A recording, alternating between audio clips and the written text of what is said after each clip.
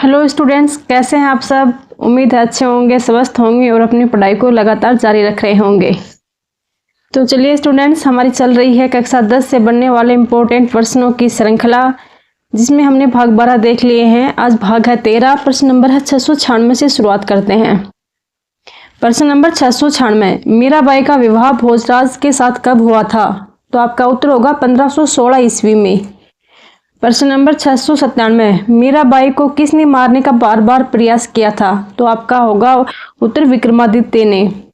प्रश्न नंबर 698, मीराबाई अंतिम समय में कहाँ पर चली गई थी? तो आपका उत्तर होगा मीराबाई ने अपना अंतिम समय द्वारिका यानी कि जो गुजरात में है वहां पर गुजारा था।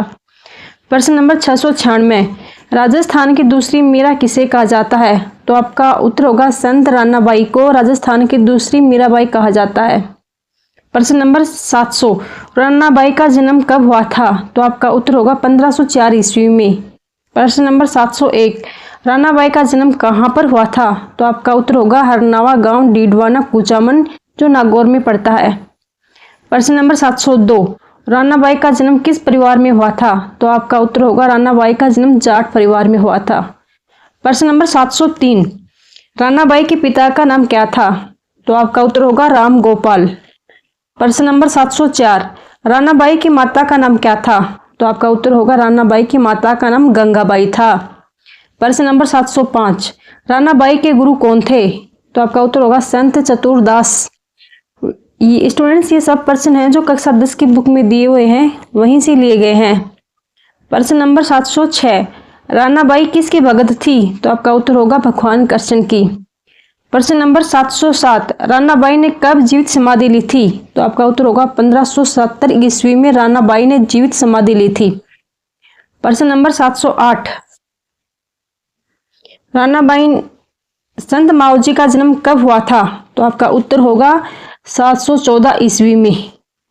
प्रश्न नंबर 709, संत मावजी का जन्म कहाँ हुआ था? तो आपका उत्तर होगा साबला गांव में संत मावजी का जन्म हुआ था। प्रश्न नंबर 710, संत मावजी ने कौन से संप्रदाय की स्थापना की थी? तो आपका उत्तर होगा संत मावजी ने निष्कलंक संप्रदाय की स्थापना की थी। प्रश्न नंबर 711, संत मावजी को ज्ञान कब और कहाँ प्राप्त हुआ था? तो आपका उत्तर होगा संत मावजी को 1784 ईस्वी में माघ शुक्ल एकादशी गुरुवार को एक गुफा में ज्ञान प्राप्त हुआ था।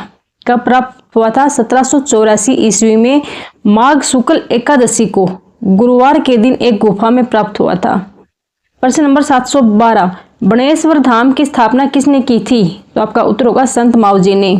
प्रश्न नंबर 713, संत मावजी ने ग्रंथ लिखने के लिए कागज कहाँ से मंगवाया था? तो आपका उत्तर होगा संत मावजी ने ग्रंथ लिखने के लिए कागज अहमदाबाद गुजरात से मंगवाया था। प्रश्न नंबर 714, संत मावजी ने 5 बड़े ग्रंथ की रचना कहाँ की थी? तो आपका उत्तर होगा धौलागढ़ में। प्रश्न नंबर 715, संत मावजी ने वाद विवाद शैली में कौन से ग्रंथ लिखे थे? तो आपका उत्तर होगा चोपड़ा। प्रश्न नंबर 716, संत मावजी ने चोपड़ा ग्रंथों में कितने छंद लिखे थे? तो आपका उत्तर होगा 72,96,000। प्रश्न नंबर 717, संत मावजी के चोपड़े किस दिन बाहर निकाले जाते हैं? तो याद रखिए, संत मावजी के चोपड़े दीपावली के दिन बाहर निकाले जाते हैं। संत मावजी को विष्णु का कौन सा अवतार मानते हैं? तो आपका उत्तर होगा 10वां कल्की अवतार। विष्णु का 10वां कल्की अवतार मानते हैं संत मावजी को। प्रश्न नंबर 719, संत मावजी का मुख्य मंदिर कहाँ स्थित है? तो आपका उत्तर होगा साबला गांव में। प्रश्न नंबर 720, बनेश्वर धाम में मेला किस दिन भरता है? तो आपका उत्तर होगा माघ शुक्ल पूर्णिमा को। प्रश्न नंबर 721, संत रामचंद्र जी का जन्म कब हुआ था? तो आपका उत्तर होगा 719 ईस्वी में। प्रश्न नंबर 722, संत रामचंद्र जी का जन्म कहाँ हुआ था? तो आपका उत्तर होगा सोडा गांव में। प्रश्न नंबर 723, संत रामचंद्र जी की पिता का नाम क्या था? तो आपका उत्तर होगा भक्ताराम। प्रश्न नंबर 724, संत रामचंद्र जी की माता का नाम क्या था? तो आपका उत्तर होगा देवजी। प्रश्न नंबर 725, संत रामचंद्र जी को दीक्षा किससे मिली थी और कब? तो आपका उत्तर होगा महाराजा कृपाराम जी से 1751 ईस्वी में दांतड़ा गांव में संत रामचंद्र जी को दीक्षा मिली थी। किससे मिली थी? कृपाराम जी से। कब? 751 ईस्वी में। और कहाँ पर? दांतड़ा गांव में। प्रश्न नंबर 726, संत रामचरण जी किस मेले में वैरागी हो गए थे? तो आपका उत्तर है 1758 ईस्वी में गलता जी के मेले में संत रामचरण जी वैरागी जीवन धारण कर लिया था। प्रश्न नंबर 727, संत रामचरण जी के लिए शाहपुरा के किस शासक ने उनके रहने के लिए एक छतरी बनवाई थी? तो आपका उत्तर होगा रण सिंह ने। प्रश्न नंबर 728, संत रामचरण जी के निधन 1798 ईस्वी में कहाँ पर हुआ था? तो आपका उत्तर होगा संत रामचरण जी का निधन 1798 ईस्वी में शाहपुरा में हुआ था। प्रश्न नंबर 729, संत रामचरण जी के आध्यात्मिक उपदेश किस ग्रंथ में संकलित हैं? तो आपका उत्तर होगा संत रामचरण जी के आध्यात्मिक उपदेश अणभिवाणी में संकलित हैं। प्रश्न नंबर 730, संत रामचरण जी ने किस संप्रदाय की स्थापना की थी? तो आपका उत्तर होगा संत रामचरण जी ने राम स्नेही संप्रदाय की स्थापना की थी। प्रश्न नंबर 731, राम स्नेही संप्रदाय की कितनी प्रधान शाखाएं मानी जाती हैं? तो आपका उत्तर होगा राम स्नेही संप्रदाय की 4 प्रधान शाखाएं मानी जाती हैं। प्रश्न नंबर 732, रेण शाखा के प्रवर्तक कौन है? राम स्नेही संप्रदाय की रेण शाखा के संप्रवर्तक कौन है? तो आपका उत्तर होगा संत दरियाव जी। प्रश्न नंबर 733, राम स्नेही संप्रदाय की शाहपुरा शाखा के प्रवर्तक कौन है? तो आपका उत्तर होगा रामचरण जी। प्रश्न नंबर 734, राम स्नेही संप्रदाय की सिंह स्थल शाखा के प्रवर्तक कौन थे? तो आपका उत्तर होगा हरि रामदास जी। प्रश्न नंबर 735, खेड़ापा शाखा के प्रवर्तक कौन थे? खड़ेवा शाखा के प्रवर्तक थे रामदास जी। राम स्नेही संप्रदाय की 4 शाखाएं थी, रेण शाखा, शाहपुरा शाखा, सिंह स्थल शाखा और खड़ेवा शाखा। और इनके प्रवर्तक रेण शाखा के दरियाव जी, शाहपुरा के रामचरण जी और सिंह स्थल शाखा के हरिदास जी और खेड़प्पा शाखा के प्रवर्तक थे रामदास जी। प्रश्न नंबर 737, नवल राम जी का जन्म कहाँ पर हुआ था? तो आपका उत्तर होगा हरसोलाव गांव या जो नागौर में पड़ता है। प्रश्न नंबर 738, नवल राम जी का जन्म कब हुआ था? तो आपका उत्तर होगा विक्रमी संवत 840 ईस्वी में। और नवल संप्रदाय के संस्थापक हैं नवल राम जी। प्रश्न नंबर 739, नवल राम जी का झुकाव आध्यात्मिकता की ओर देखकर उसके पिता खुशल राम ने उनको किसके पास भेजा था? तो आपका उत्तर होगा करतार राम के पास उनके पिता ने उन्हें भेजा था आध्यात्मिक झुकाव देखकर उनका। प्रश्न नंबर 740, संत करतार राम का संबंध किस संप्रदाय से है? तो आपका उत्तर होगा रामानंद संप्रदाय से। प्रश्न नंबर 741, नवल संप्रदाय की प्रधान पीठ कहाँ पर है? तो आपका उत्तर है जोधपुर ग्रामीण में। प्रश्न नंबर 742, नवल राम जी का बड़ा सम्मान मारवाड़ के कौन से शासक करते थे? तो आपका उत्तर होगा मानसिंह। प्रश्न नंबर 744, सरवर्गी संप्रदाय की स्थापना किसने की थी? तो आपका उत्तर होगा लकड़दास जी महाराज ने सरवर्गी संप्रदाय की स्थापना की थी।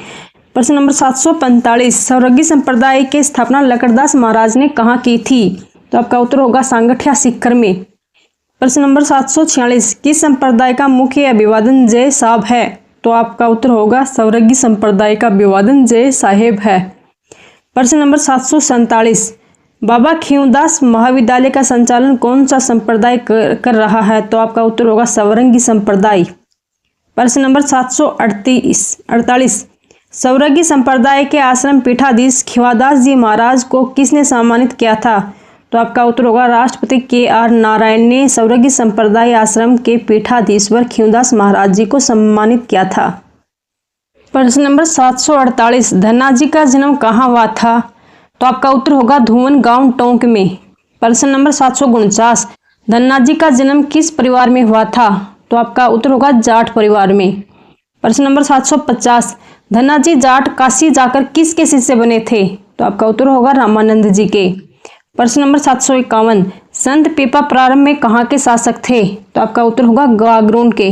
प्रश्न नंबर 752, संत पीपा जी का जन्म कहाँ हुआ था? तो आपका उत्तर होगा 1425 ईस्वी में। प्रश्न नंबर 753, संत पीपा जी किसके शिष्य बने थे? तो आपका उत्तर होगा रामानंद के। प्रश्न नंबर 754, संत पिपा अपने किस रानी के साथ राज्य त्याग कर रामानंद के साथ चले गए थे? तो आपका उत्तर होगा रानी सीतादेव के साथ संत पिपा जी अपना राज्य त्याग कर रामानंद के पास चले गए थे। प्रश्न नंबर 755, संत पिपा ने टोडा गांव टोंक के किस शासक को अपनी दौलत संतों में बांटने को कहा था? तो आपका उत्तर होगा सूरसेन को। प्रश्न नंबर 756, संत पिपा जी का भव्य मंदिर कहाँ बना है? तो आपका उत्तर होगा समदड़ी गांव बालोतरा में। प्रश्न नंबर 757, चितावनी नामक ग्रंथ किसकी रचना थी? तो आपका उत्तर होगा संत पिपा जी की। प्रश्न नंबर 758, विश्नोई संप्रदाय के प्रवर्तक कौन थे? तो आपका उत्तर होगा संत जाम्बोजी। प्रश्न नंबर 759, जाम्बोजी का जन्म कब हुआ था? तो आपका उत्तर होगा 1451 ईस्वी में। प्रश्न नंबर 760, जाम्बोजी का जन्म कहाँ हुआ था? तो आपका उत्तर होगा पिपासर नागौर में। प्रश्न नंबर 761, जाम्बोजी के पिता कौन थे? तो आपका उत्तर होगा लोहट जी। प्रश्न नंबर 762, जाम्बोजी की माता कौन थी? तो आपका उत्तर होगा हंसा देवी। प्रश्न नंबर 763, जाम्बोजी गृह त्याग कर कहाँ पर आ गए थे? तो आपका उत्तर होगा समराथल बीकानेर में। प्रश्न नंबर 764, जाम्बोजी ने विश्नोई संप्रदाय का प्रवर्तन कब किया था? तो आपका उत्तर होगा 1485 ईस्वी में।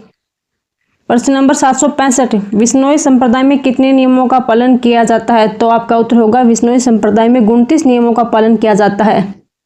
प्रश्न नंबर 766, पर्यावरणीय वैज्ञानिक किसे कहा जाता है? तो आपका उत्तर होगा जाम्बोजी को पर्यावरणीय वैज्ञानिक कहा जाता है। प्रश्न नंबर 768, जम संहिता, जम सागर शब्दावली, विश्नोई धर्मप्रकाश और जम सागर की रचना किसने की थी? जम सागर शब्दावली, विश्नोई धर्मप्रकाश और जम सागर की रचना किसने की थी? तो आपका उत्तर होगा संत जाम्बोजी ने। प्रश्न नंबर 769, जाम्बोजी ने अपना शरीर कब त्याग दिया था? तो आपका उत्तर होगा 1536 ईस्वी में। प्रश्न नंबर 770, जाम्बोजी ने अपना शरीर कहाँ पर त्याग दिया था? तो आपका उत्तर होगा मुकाम गांव में। प्रश्न नंबर 771, मुकाम किस संत का समाधि स्थल है? तो आपका उत्तर होगा जाम्बोजी का। प्रश्न नंबर 772, जसनाथ जी संप्रदाय के प्रवर्तक कौन थे? तो आपका उत्तर होगा जसनाथ जी महाराज। प्रश्न नंबर 773, जसनाथ जी का जन्म कब हुआ था? तो आपका उत्तर होगा 1482 ईस्वी में। प्रश्न नंबर 774, जसनाथ जी का जन्म कहाँ हुआ था? तो आपका उत्तर होगा कतरियासर बीकानेर में। प्रश्न नंबर 775, हमीरजी जानी जाट और रूपादे का पोष्य पुत्र किसे माना जाता है? तो आपका उत्तर होगा जसनाथ जी को। प्रश्न नंबर 776, जसनाथ जी को कौन से स्थान पर 12 वर्ष कठोर तपस्या करते हुए सभी जीवों पर दया करने का संदेश मिला था? तो आपका उत्तर होगा गोरखमालिया बीकानेर में। प्रश्न नंबर 777, जसनाथ जी ने किस तांत्रिक का घमंड चुकनाचूर किया था? तो आपका होगा लोह पांगला का। प्रश्न नंबर 778, राव लूणकरण को बीकानेर का राजपद पाने का वरदान किसने दिया था? तो आपका उत्तर होगा जसनाथ जी महाराज ने राव लूणकरण को बीकानेर का राजपद प्राप्त करने का वरदान दिया था। प्रश्न नंबर 779, जसनाथ जी को कतरियासर के पास भूमि किस सुल्तान ने प्रदान की थी?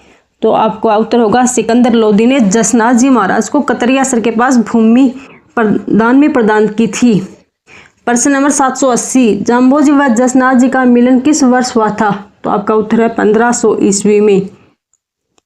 प्रश्न नंबर 781, जसनाथ जी ने 24 वर्ष की आयु में 1506 ईस्वी में कहाँ पर जीवित समाधि ली थी? तो आपका उत्तर होगा कतरियासर बीकानेर में। तो चलिए स्टूडेंट्स, कक्षा 10 में जितने भी लोक देवताओं के प्रश्न बनते हैं उन्हें हमने कंप्लीट कर लिया है। कल देखते हैं कि कौन से टॉपिक, कक्षा 10 में कौन सा ऐसा टॉपिक बचा हुआ जिस पे इम्पोर्टेंट प्रश्न बनते हैं, तो फिर अगला वीडियो उसी पर ही होगा। तो मिलते हैं अगले वीडियो में। अगर आपको वीडियो पसंद आता है तो लाइक कीजिएगा, कमेंट कीजिएगा और सब्सक्राइब कीजिएगा। अगर आप वीडियो में कुछ सुधार चाहते हैं तो उसे भी आप कमेंट बॉक्स में लिख के बता सकते हैं, आपका सुझाव हमें दे सकते हैं। तो मिलते हैं नेक्स्ट वीडियो में। तब तक के लिए अपना और अपनों का ख्याल रखिएगा, खुश रहिएगा, जीवन में आने वाली परेशानियों से कभी मत घबराइएगा। आपका दिन शुभ और मंगलमय हो। जिस भी परीक्षा की आप तैयारी कर रहे हो, भगवान की कृपा से आपको वो जरूर सफलता मिले। उसमें आपको धन्यवाद।